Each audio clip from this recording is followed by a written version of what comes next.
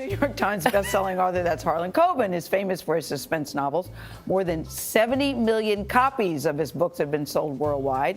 They are published in 43 different languages. Hi, my name is Harlan Coben. I'm the author of Runaway and Boy from the Woods. So The Boy from the Woods, the idea came from me when I read a story about a kid who was just found lost in the woods for a little while. And I thought, what if we found a kid in the woods who was 6 years old? But really my job is I want you to take this book to bed. It's 10 o'clock at night. You're going to read for 15 minutes. Next thing you know, it's 4 in the morning. Best-selling author Harlan Coben, known for novels like Runaway, Fool Me Once, the Myron Bullitor series as well. And now he's taken his hit 2015 book, The Stranger, to the screen in a new series on Netflix. Hello, you've reached the Price's Family Phone. If you'd like to leave a message for Adam, Corinne, Thomas, or Ryan, you can do so after the beep. Beep.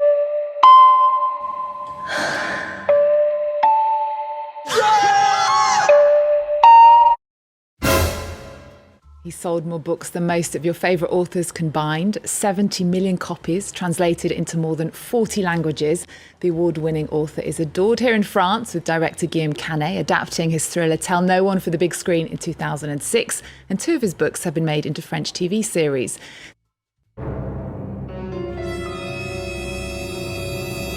From best-selling author Harlan Coben, Runaway. Your daughter is missing. She doesn't want to be found. How far would you go to bring her back?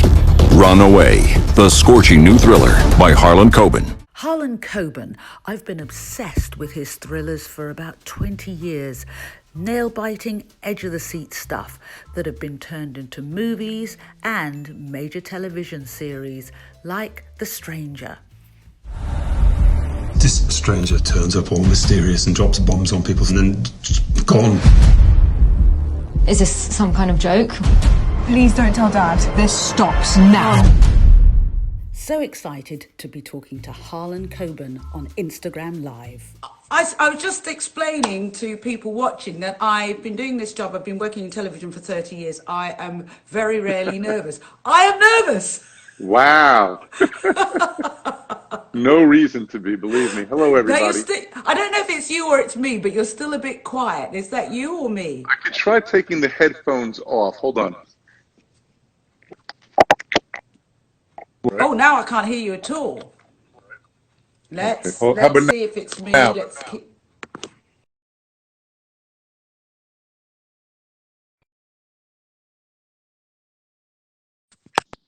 Okay. Ah, there we go. We're back. All right. Hi. Okay, good. Yeah, so I'm actually nervous because, as I explained, I've been reading your book since, you're laughing, since about the year 2000. So, let me start at the beginning. All the questions I've always wanted to ask you, I've got so many. What was 5-year-old Harlan Coben like at school? Fairly normal, I think, actually. It's always one of those things when you ask a writer, when did you first know you wanted to be a writer? They kind of always give that bullshit answer. Oh, I always knew I'd be a writer. When I was a fetus in my mother's womb, I was starting to write. When I was 5 years old, children gathered around me in the playground. I told them, you got beaten up in my neighborhood for that, and I didn't grow up in a tough neighborhood. I think that's nonsense. I think I was actually fairly normal. I was mostly interested in sports, and I did pretty well in school. Right. Even growing up, I was a basketball player. At school, were you good at essays? I was good, but I mean, 5 years old, you don't know. As I got older, I realized I was pretty good at writing. I could do it pretty fast. I could do it well enough. So like when I went to college, and I really shouldn't be saying this because I have 2 of my kids still in college, what I did is I realized after the first or second semester, if I took classes that only involved essay writing and not taking tests, I could always cruise through. I could always get a B+ or an A- with a minimal amount of effort. So that's one reason why I became a political science major, which was all tests. No test taking at all. It was all essays. All essays. Yeah. All essays. So that was your forte. So how did you get started with writing books? I was later to it than most, but when I was in college, I had this job working. You probably know about this. I worked in the Costa del Sol of Spain Oh, right. for Yeah. an American tour company that Americans go there. And as you know, in July and August, especially in those days, it was the equivalent of what we had on spring break here in America, where Craziness. all the Europeans, all the British used to come up. Remember Thompson Travel, and Yeah. all these thousands and hundreds of thousands of tourists would be down there. And I was only 18 or 19. I got the job because my grandfather owned the travel agency, and I was way in over my head. Right. But I Right. said, somebody should write a book about this strange experience of this American overseas trying to take care of other Americans in this vast spot. Yeah. And Yeah. I did. I wrote an entire novel my senior year of college. It was terrible. I'd never let it see the light of day. But that's where I started to get the bug. When you say the bug, you thought I can do this and actually earn money, or I can do this as a hobby? No, I did not. Here's the thing. I'm ambitious, but I think if you want to be ambitious, it's better to be ambitious a little bit at a time. So my dream, and I know a lot of people who are watching probably have a similar dream. My dream was just to have one book. Whoops, we've frozen there. Just have one book. Yeah, one book published. Then it would be, can I get just 2 books published? Yeah. Then can I kind of scratch out a little bit of a living doing it? Can I then, can I get a bestseller list? And all moving up slowly but surely. But it was not my goal in the beginning to. It worked out. Anticipated. Let's put it that way. Whoops. We're freezing a bit. Yeah, you're just freezing a little bit. What I was interested in one of the things, I don't know whether you realize this or it was intent or it's just you, there are people that come along who change the genre. I'd suggest Stephen King suddenly changed the genre, and I know you've met up with him. In England, I think with the detective novels, it might have been Mark Billingham. You definitely changed the novel. You brought in a new genre, which was very fast paced, but almost had a touch of like screenwriting. I found with your books, one of the things that I clicked with was I could kind of run a movie in my head. I don't know, has anybody told you that before? Is that something that you've realized over the years? I don't know. Just throwing that. I'm not good at the bigger picture, like where I fit in and all that sort of thing. I just kind of do what I do. I do know that I had this question the other day. I'm not really a student of crime fiction. I mean, I love a lot of the people, but I kind of came into it not knowing all of the rules, so I think I was able to maybe break them a little bit. When I started doing my Myron Bolitar series, I did like classic sort of detective, but I noticed their plots were never very good. Right. So I wanted to do what I thought would be more interesting kind of thrillery plots, which I thought I was pretty good at, and add a detective. And now when I've gone sort of the other way, I do more of the standalone thrillers. I wanted to bring what I loved about the classic detective, that is the character you care about, you cheer for, and you love, but in a really cool plot. So that I think that's what I'm trying to do in The Boy from the Woods, for example. I want Wild to be, and Hester to be characters you care deeply about, but I also want to have that kind of fast-paced, I can't put it down plot. And I'm hoping the combination is something that makes it all work. Well, one of the things, and I want to come back to Boy from the Woods in a moment and look at that in more depth, because I've got lots to say. I mean, Hester, Hester Krimstein, am I saying that right? Krimstein, Krimstein. She's a Krimstein. Hester, being an older woman, she's in her 70s, she has romantic connection. I was like, yes! Oh my God, someone who's feisty, it's not the traditional Miss Marple, because you think most of the women detectives or women involved are like Miss Marple, do a bit of crochet. But here's someone who gets like a sexual thrill, the first kiss, love, and all of that. That to me was like, yes. Thank you. Hester's been one of my favorite characters I've had as a small part in dozens of books. I don't even know how many, but over 20, I think she's been in. She's always my favorite wisecracking lawyer. And I said to myself, I'd like to really get to know her, let people know where she came from, how did she become like this, what's her family background, what tragedy does she share, and exactly that. I'm like, yeah, we are, she's 70 years old in the book, and I always tell people, we're always 17 waiting for our life to begin. Oh, it's so true. Right? Right. So, You and I feel a lot older. We are a lot older now. no, we're not. But you always feel like you're 17 waiting for your life to begin. So I really wanted to give, and I hadn't seen that. Like you say, I wanted to give Hester a romance, give her that old thrill, that feeling that we all still understand, that we all relate to. Yeah, I thought it was great because older women usually get a bad rap. Now, I've got lots of questions here that I wanted to ask you as well. Okay. Do you read other authors? Of course. I mean, I don't know any musicians, don't listen to a lot of music. I don't really know too many. There are some, but I don't know too many writers who haven't read a lot. So but I read a ton. Do you have favorite authors? Of course. I don't like to list them because I always forget somebody. And then they get mad at me. Well, I know you met. The reason why I like Mark Billingham. I mean, I'm very vague. Yeah. Mark Billingham, in one of his first books, included me. I actually met Mark. I had lunch with Mark right before Sleepyhead came out, which is his first book. Yeah. My editor and he were friends, and the three of us had lunch. So I've been able to watch Mark's career from the beginning, and he's a great guy. He's a funny guy too. Yeah. He used to stand-up comedy as well. Yeah. So, he's always got that, but like you, he's got that humor, but he's not frightened of making his even strongest characters vulnerable. Very true. No, he's great. Is that? I just gave the Sleepyhead just had, I think, its 20th anniversary. Yeah. Released, and I wrote up something for it. I'm a big fan. Yeah, but it's that again is something newer with newer genres where you have a strong character who still has vulnerabilities. And the old style novels, they didn't. The guys were just men. Is that something you consciously do, or is that just who you are?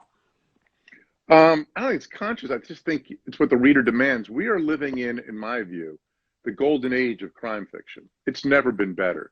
Never been done by more people, more genders, more races, more religions, more countries than ever before. And I think we still have room to open up. I'd still like to see more foreign language authors get translated here. But that means we all have to up our game. So as much as I love them, Myron, for example, can't be Hercule Poirot. Or Sherlock Holmes, characters who don't, and it never interested me. Characters who don't age or change. When I wrote the first Myron book, he was about 28. He's in his mid-40s now. When I started Hester, she was in her, I guess, mid to late 50s. She's 70 now. And I think readers demand it. And we have too much competition. You can always turn on Netflix. You can always watch DVD. Well, I'm dating myself. You can always go on the computer. We waste a lot of time on our stuff. So we have to up our game. And that's why I really do think we are in the golden age of crime fiction. So when you start off with an idea, and I've seen other interviews where you talked about, for instance, you were sitting on a park bench at Strawberry Fields, and you hear those awful musicians like say that, and you just see someone homeless, and that gives you an idea. So your ideas, I'm guessing, just come out of anywhere. But how do you plan the book? Do you just write it and let it evolve, or do you have I know this is the beginning, I know that's the middle, I know that's the end? I know the beginning and the end. I don't really know the middle. So I'll have a twist at the very, very end. If you watch, for example, if you watch The Stranger on Netflix. Yeah. So I had the idea of a person who dropped bombs. It originally started with the idea of the fake pregnancy website. Yeah. That first scene was the first thing I thought of. Wow, how weird would it be if somebody just came up to you and said, your wife faked your pregnancy, here's proof of it, blah, blah, blah. Then I started thinking about other secrets. And I knew what happens, I knew the ending. I knew who did it. I knew what was going to happen when he got home. In terms of, I knew the ending. I knew the answer. I knew almost nothing in the middle, though. So then I start. It's like I'm taking a journey from my home state of New Jersey to California. I may take Route 80, which is direct route. I doubt it. I'll usually go the Suez Canal, or I'll go to Tokyo. But as long as I see LA or California, I know I'm eventually going to get there. So But I do, do do you, know do the you wake left. up every day and write? Do you do it like a job, or just if and when, or do you have are you somebody who writes through the night and stays up through the day? It changes, but yes, you have to treat it like a job. It may be an art, it might be whatever it is. You have to treat it like a job in the same way that a plumber can't say, "Oh, today I'm too important to do pipes." I have to treat it the same way that I'm a plumber. I have to get my butt in that chair and I have to write. Doesn't mean that words are going to come every day, Yeah. but I do. And if I don't, I feel tremendous guilt and my life is out of balance. So, But like, but are there days when you get in that chair and you think, I really don't want to do this? yeah, all the time, sure. Really? I mean, oh, of course, every writer does. It's a job. Do you wake up every day wanting to stay at your job the whole day, whatever job it is? No, some days but it ends up being worth it. That's the whole thing I have to remind myself. There's an old expression that's been given credit to a lot of different people, but I don't like writing. I like having written. Ah. And so I get through that knowing that the end result will be worth it. Now, when you've written your book, do you actually sit down and read it all over again? I mean, if I make a documentary or anything, I have this weird thing where I watch it and I push myself back from the screen. I might, I don't know, do a chore on ironing and see when I look up and what catches my eye. But I am super critical. Do you sit down and read your book and think after you finish it and think, oh no, or oh yeah? Yeah, of course. First of all, I rewrite it a ton. Part of my writing routine is I don't write like this. I kind of write like this. Each day I go back and I rewrite what I wrote the day before as a kind of way of starting to run. Right. And then every 75 pages or so, I go back to the beginning and read the whole book. So by the time the book is done, first draft is done, chapter 1 may have been rewritten already 8 or 9 times. Right. Every writer I know rewrites, and rewrites a lot. No one gets it right the first time. There's the one guy who says he does, but none of us want to hang out with him. You know what I mean? So I rewrite a lot. I don't know any writer who doesn't. And then I try not to reread it. Like so I did a rewrite. I do it with my editor. Then eventually there's a stage where at the very, very end, the last draft, I will sit in a room, often where I am right now, and I will read the entire novel to myself out loud. Out loud? Because it's almost like you hear, every once in a while you hear a false note, like playing a musical piece. Yeah. So I do it out loud. And then I hate it so much I can't look at it for weeks or months. Oh my God, I hate it so much. I send it in and I try to forget about it for. Now with the adaptations of your book, I mean, it's been going on for a while. A movie in France, I know, and TV series and all over the world. It's kind of, I guess, given you another side to your writing. How different is it writing for the screen as opposed to just writing for the page, as it were? Well, first of all, it's very different in the sense there's a lot of things that are different, but most of all, it's a visual medium. Yeah. And so a book, I'll sometimes hear, it's not like the book. I don't want it to be like the book. The book is the book, and the TV series is the TV series. The worst adaptations, in my view, are slavishly devoted to the text. Some things work better visually. In the case of The Stranger, for example, in the book, the part played by Hannah John Kamen as the stranger is played by a man. Yeah. A young guy, and we actually had some guys come in, and it was just didn't work. It wasn't clicking, and with Hannah, it clicked, and people thought, "Oh, you're just being politically correct. You're picking." No, it's not that. It just works better visually, and I'm not diverse to be politically correct either. It works better on the screen. Yeah. It just does. It's more real life. Yeah, it just feel. I mean, Hannah she was just the stranger the first time I met her, and we talked about the character. And I'm like, you walk in that room, that first scene, you are just so cool, and slowly you'll deteriorate. But that first scene, you're just dropping the bomb on him and going. Yeah. And she just got it, and she was perfect for it. Yeah. And so this is what people don't kind of get about my own take on this whole trying to cast and be diverse when you cast. I do it when I do it, it's because it makes it stronger, not because I'm trying to be politically correct. And if it happens to also be politically correct and the right thing to do, double bonus. Yeah. But yeah. you'll find when you do stretch that way, it's going to be better. So that's the first thing. The second biggest thing is that TV is a collaborative medium. There's Yes. in book, I'm everything. I'm director, I'm writer. I do the lights, I do the sound. I'm the key grip. I don't even know what a key grip is, but I'm that. But on set, I'm one. You know, I'm the captain of a team. Yeah. And that's fun. Yeah.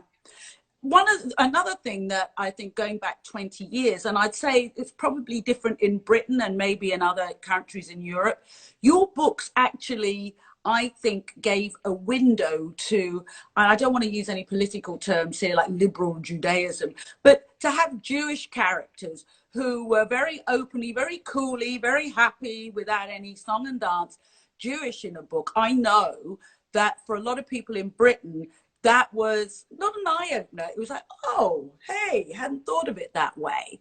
You really do bring your, if I say your Jewishness into the book.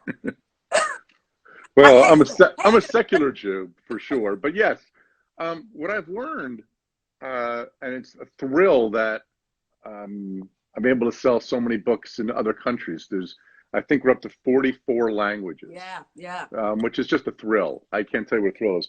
But what I've learned is the more specific you are, the more universal the appeal. So if I try to make the book like I'm thinking, oh, I got readers in Bulgaria. Yeah. How am I going to make sure I appeal to them? You're dead. If I say I got to make this town more every town USA, so that people in Thailand will get it, you're dead. But the more specific I am to whatever neighborhood I'm working in, it doesn't have to be in my own one in New Jersey, though I often am.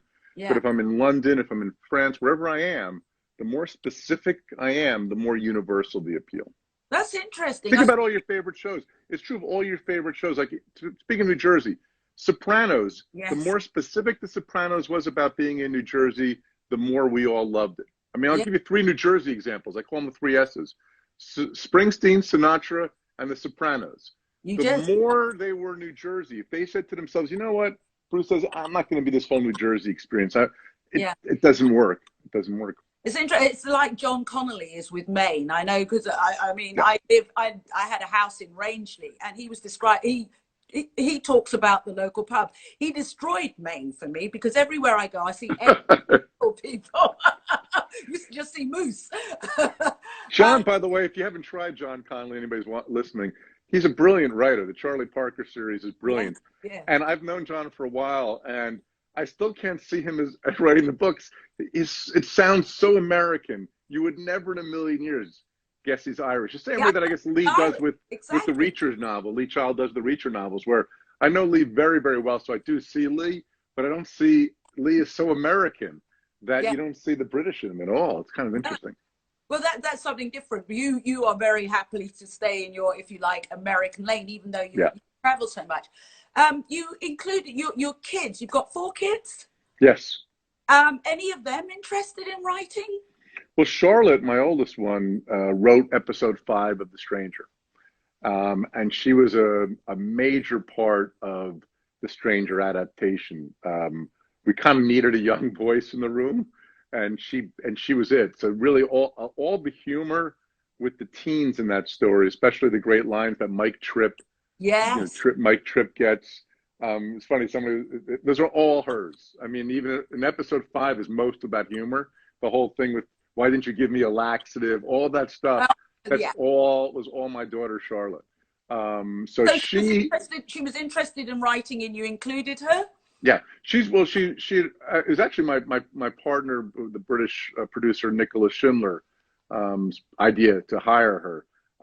I think I was too close to it, but Charlotte had won a few screenwriting awards and had won an internship over in Cannes, and then Nicola read it and said, she's got a quirky, funny way about her that we maybe need on this team.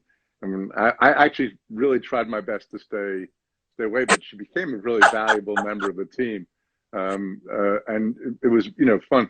And those who don't know who Nicholas Schindler is, just for a quick second, especially the British audience out there, Nicola is my producing partner on the British shows. That's The Five, Safe, and The Stranger. Nicola also did Happy Valley, Last Tango in Halifax, Yeah. Queer as Folk, Yeah. Years and Years, Scott and Bailey. Just a whole, I saw the top of my head quickly. Cucumber. So she's got a very wide base. She's great. A very wide understanding, and probably helps a lot when you talk about just being current and being inclusive, which again is something else that your characters are doing. They're including like technology changing. We mentioned like CDs before, they've gone, but over the years the technology changing and what have you. Do you see a time when, like, unfortunately there's many big bookshops that have gone under? I mean, Barnes and Noble here, I mean, I walk into that place, I just breathe in, because I can never see myself going to a Kindle or anything else. But do you see a time with it must be sad that so many bookshops are closing down? Are we going to end up being online? Here, I don't know. First of all, what's interesting is with the ebook book situation, where ebooks jumped way up and started to eat up all the market very quickly, they've gone down. Oh, really? The last 2 or 3 years, ebook sales are going down and physical books are going back up. So wow. I think that's reached its peak. I'm the worst person to ask. If I was any good at business, I probably wouldn't do what I do. So when people ask me, about Amazon or W.H. Smith or Waterstones or Barnes and Noble or Independence, I'm a big supporter or whatever, but I'm not smart enough to know. And my job is content. So I'm always thinking, as long as the only thing I can control is my book. And if my book is good enough, you'll read it on stone tablets, if that's how it's going to be. You know what I mean? So if you read it on ebook, if you listen to it in audio, if you do it on hardcover, I don't care, as long as I'm with you. So I encourage all forms. Audiobooks have really, really grown the last couple of years. Really grown. Yes, I don't know why. From people being able to, I mean, I used to listen. I remember the first audiobook I listened to was Warhorse, only because my daughter was doing it for her final exam. And I did it while I was running.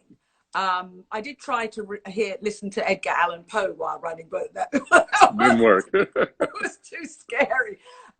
What's next? Because I get the feeling, and I with Boy in the Woods, that it's the beginning of a series that I'm hoping, because I was like, I want to see Hester's love life. I'd love to go through that journey. Is it a beginning of a series? I think so.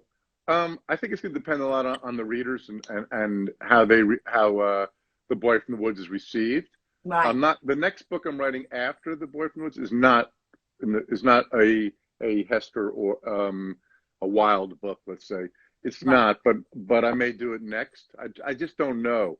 But there are more stories to tell. Wild and Hester are the first team since Myron and Wynne that I've written saying, yeah, I think I'll be revisiting them. I've never said that with The Stranger or Tell No One or Gone for Good. So I do think there's a very good chance they'll be back, but they won't be back next book. The next book. So you only really stick to thrillers then? Well, you can classify them any way you want. I mean, I think, for example, Tell No One is a love story. It's not really a thriller. I think 6 Years is probably a love story, not really a thriller. I'm not sure Boy from the Woods, I'm not sure how you'd classify it. It's not, I mean, there's certainly no early murder. So, but I write what I write, and I'm always going to write what I think is going to be suspenseful and gripping and keep you up at night. That's my job. Well, yes. That's my job. That's your job, and it is that whole thing of I'm going to read a few pages and then it's 4 o'clock in the morning. I know that well. And with holidays, so what you've touched on a little bit. What's next? Any more screenplays? Any more adaptations? Any more? Sure. Coming up? I've signed a big deal with big long term, big in terms of time, long term. Well, it was a 5-year deal with Netflix. Basically, they control or we control together 14 of my novels. Wow. So we've made The Stranger, which is out, and hope people are enjoying it now. Next up, I'll actually be making some announcements about this tomorrow. Next up from Netflix is The Woods, based off my novel The Woods, which came out a number of years back. It's one of my favorites, a lot of people's favorites. Yeah. We made it in Poland with a Polish cast and crew. It's wonderful. It's 6 episodes long. I can't wait for people to see it. You have to put up with subtitles, or they may dub it, but please just, you're okay with subtitles. I promise you'll be fine. When's that actually going to hit the screens? Do you know? I can't tell you, but we're going to start. They may even announce it tomorrow. Okay. But it's soon. But tomorrow we are going to, I think it's tomorrow, we're going to put out the first images. And then the week after, I think we're going to put out the trailer. So it usually means you're within a couple months of it being released. So the next will be The Woods, and I can't wait for you to see it. I love it. Very, very different from The Stranger. Right. Much more atmospheric, much more, there's more emotion, not quite as twisty. It's not as bonkers. I love Stranger for being bonkers. I can't wait. But it's less bonkers. But it's great. And then the one after that is going to be The Innocent, based off my novel, The Innocent, which we're making in Netflix Spain. We were almost done filming it, but before COVID, right. So it was supposed to be at the end of the year, by the end of the year, but now I think it'll probably have to be obviously delayed. So I'm not sure when that will be out. Then I'm working on another one with the same team who made The Stranger. We have a choice. We had a choice of making a season 2 or making another show of The Stranger from the Stranger team. So we'll see. This looks like a major thing. So I'm guessing somewhere in one of your books, you were going to have a plot based around this whole lockdown and COVID. I would doubt it very highly. I'd rather be your escape. Right now, I'm hoping I'm your escape from COVID. I hope, you're watching The Stranger, you're watching Safe, you're watching The Five, you're reading The Boy from the Woods or Runaway to escape COVID. I think my job will be to help you forget about this rather than throw it in your face. Being a writer, you know about isolation, surely. You know about the whole day of sitting inside and keeping yourself to yourself. You'd be like, nah. Social isolation itself is not an issue for me. I'm obviously terrified, and scared for a lot of people and all the horror there, and I worry about the economy and all the other stuff. But the actual act of socially isolating is kind of what a writer does. Yeah. So the transition for me is, I think, probably easier than it is for most people. Yeah. Same with being a freelancer. Thank you, Alan. Thank you so Thank you so much, Tricia. It's so great to talk to you. Well, when I told my daughters, they were like, they've grown up with seeing your books everywhere. And on holiday, they get snatched from me. So thank you so much. I was so excited to do this, and it's been fantastic talking to you. Thanks, Trish. Take care of yourself. Happy writing. You too. Bye-bye. Bye-bye.